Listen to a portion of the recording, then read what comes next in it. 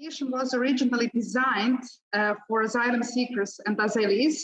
It has proven to be very useful to employers in Commissariat, precisely for reception officers at asylum centers. This application, our application, has become a model for many other projects in Serbia, and we are very happy because of that. And also we concluded that we have a plan to add information about COVID-19 measures to the application, so that in every moment the target group can be informed about active measures regarding to the pandemic in Serbia. Well, we have implemented a project for 70 mainly female refugees. 87% were female with good German language skills and good qualifications. And the aim was to get them into the German labor market or into training. And the project consisted of several components. The first component was an individual coaching concerning all aspects of individual life and professional questions. It was a team teaching approach which connected both language training and professional training. And it was a strong integration of employers right from the start. Okay, thank you. So in what way was there this fast track action boost that was intended in the project in the Berlin pilot? Well, I think a strong aspect was the invitation of participants. We chose participants that have had a good starting conditions concerning language skills and professional skills. And but this strategy made sense because Angela Dovid-Fatt just pointed out in her presentation that there's always a gap to our professional standards, even if the refugees have a good formal qualification already. And there needs to be adaptation in order to avoid, and this was an example of Rainer Asta, that they end up as taxi drivers. So therefore, it really makes sense to make offers also for people who have relatively good conditions. And if you look at the short duration of the project, we started in March 19. The project ended in August 20. That's less than 1.5 years. And we managed to get good results. Okay, that was one factor. And of course, team teaching was crucial as well. We have heard this on several occasions during this day. Okay, thank you. Any interesting discussions from the city room that you want to share with us? Well, there was very little discussion in our city room due to a lack of time, but in our local policy practice workshops, we had some interesting findings. We find out that the components in the integration path are very often the same, but there needs to be individual combination taking into account the personal circumstances of the participants. And of course, gender is a matter that has to be addressed properly as well. Yeah, as previously we see in the video that was shown in the plenary part, we transferred the SFX model from Sweden and we transform it in IFX, the Italian for professional model. And we especially realize a vocational education training path in the catering sector. AFOL Metropolitan especially provided this professional training in 3 main areas: bakery, first course, and pastry. And it was realized in parallel with the Italian language training. We developed with a specific methodology approach with the merge of 3 professionals. the professional trainer for the catering areas, the one from the language, and a cultural mediator. There was a special kind of help for our participants to get merged deep in the experience of knowledge and achieving new competencies, not only language competencies, but also professional ones. And that was basically the pilot itself, how it goes. Okay. In what way do you think it was able to speed up integration into the labor market? It's something that was discussed in the very beginning of the project. When the project born itself, the project idea born itself, we talk a lot about the idea of the job as something crucial for this person to achieve also social inclusion. Without a job, you don't have the opportunity, for example, to rent a flat, or you don't have the opportunity to achieve money to give to your family back in the origin country. And it's often one of the motivations this person have to come away from the original country. So when you realize that you can achieve something that provides you a job, so not only language training, but also professional training, you realize that you can become an active citizen in the background in which you are living. And of course, not speaking a good Italian gives this person less opportunities to get a job. It was something that we have been discussing a lot during our train of trainers events.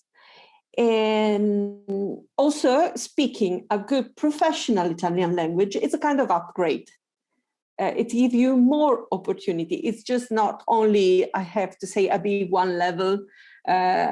You can just talk with other people and say something about the weather and who you are, but you can provide knowledge about a profession. And I think that this is something that speed up the opportunity of integration.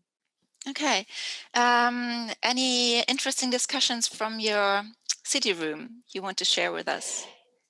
Yes, I try to collect a few keywords. I think that keywords can help to define many contents that we share. First keywords to share are dialogue, network, and knowledge.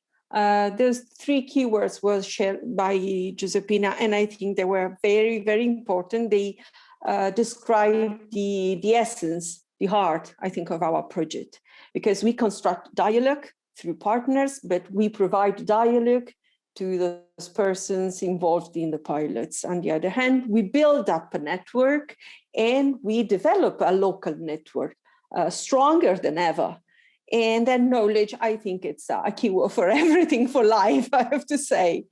Other very interesting keywords coming up are methodology. We worked a lot in the methodology, and to develop new and integrated methodology. Interaction, again, I have to say, is something similar than dialogue. It's a bit different. It's not just sharing knowledge. It's not just talking together, but interact. It means that we build, I think as a partnership, we built up together something stronger.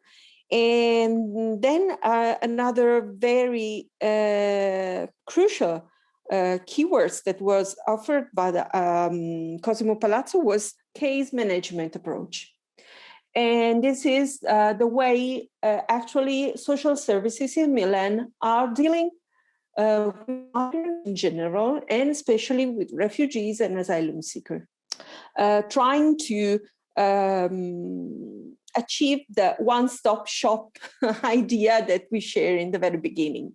And to realize this idea, this activity, case management approach is the key, because you focus directly in the person's need. And this means that you can provide so many different services and addressing the real concrete needs that those persons have. Okay. Yes, so we have been developing the method of neighborhood mothers that we got through the exchange with Berlin.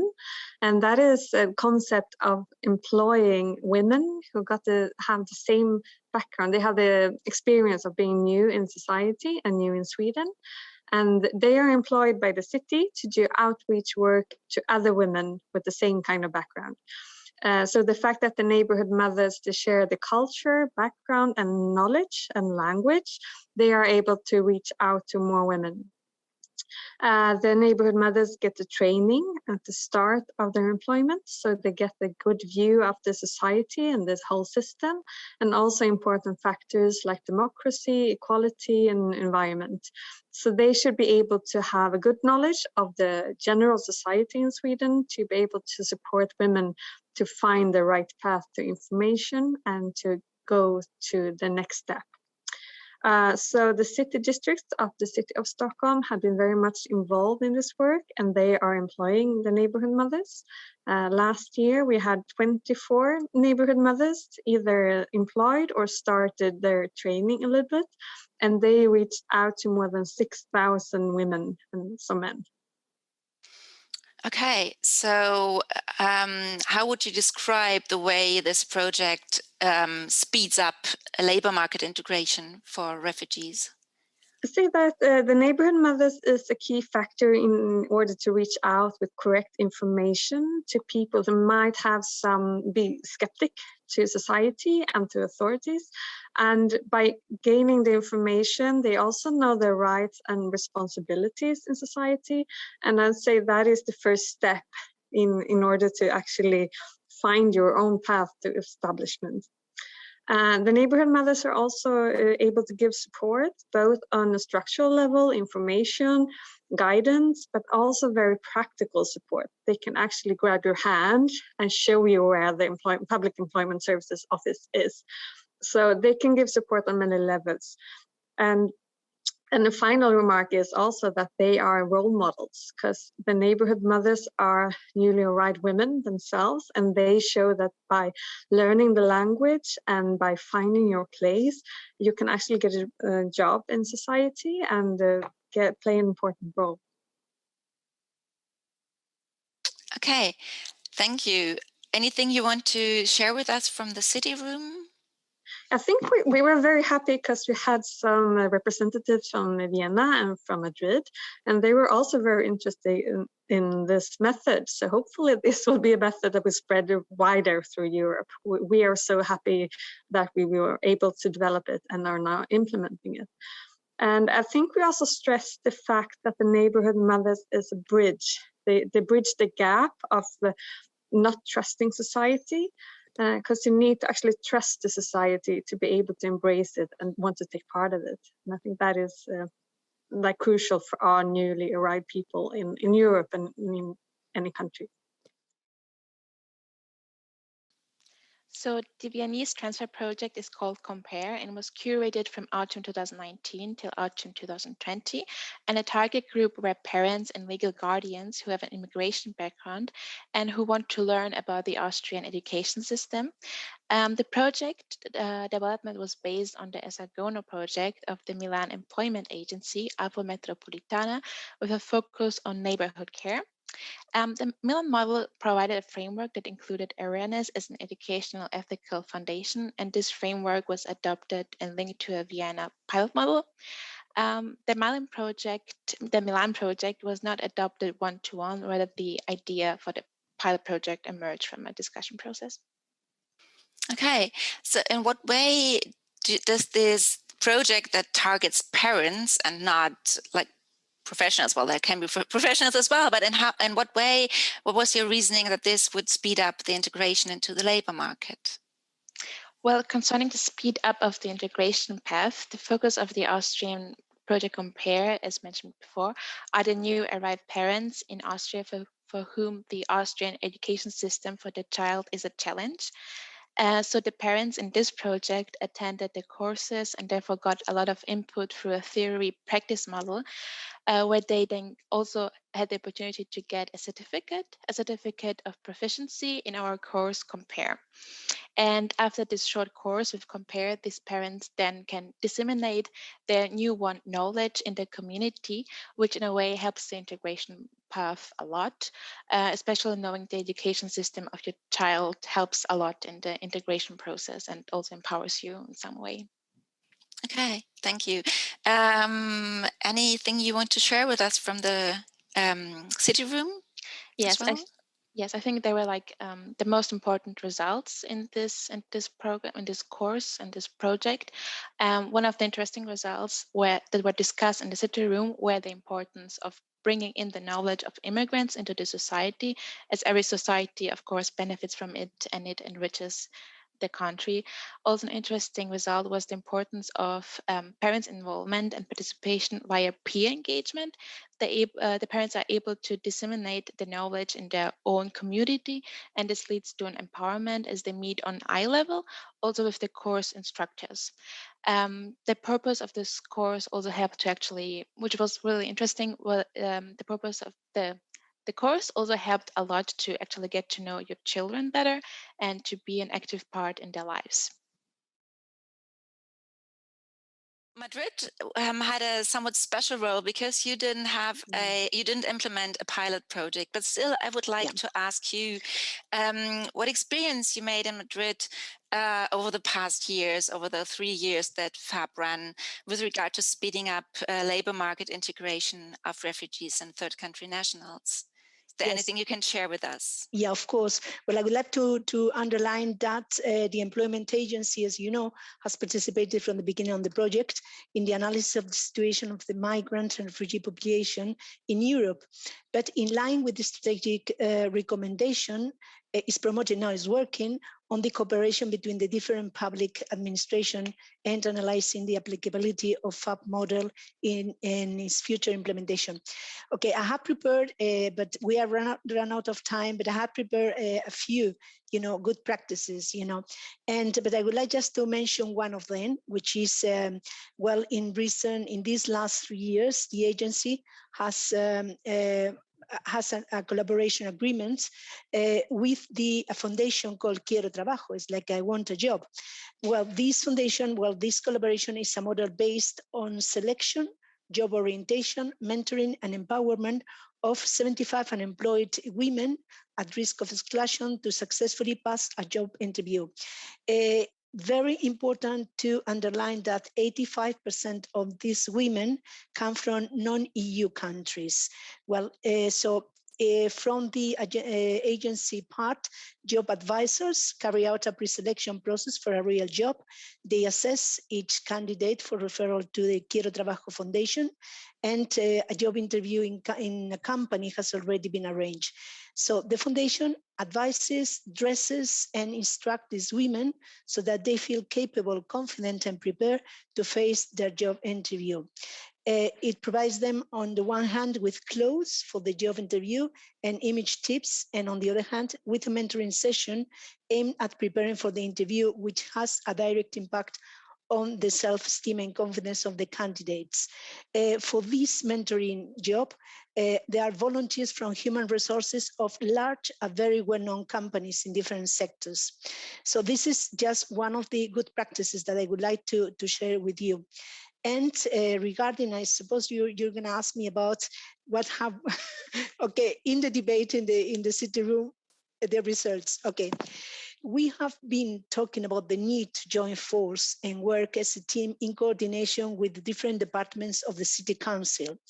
In fact, there was the Madrid Migrant Advice and Information Offices, and the head of this department has been with us and has been explaining the fantastic work that they've been doing.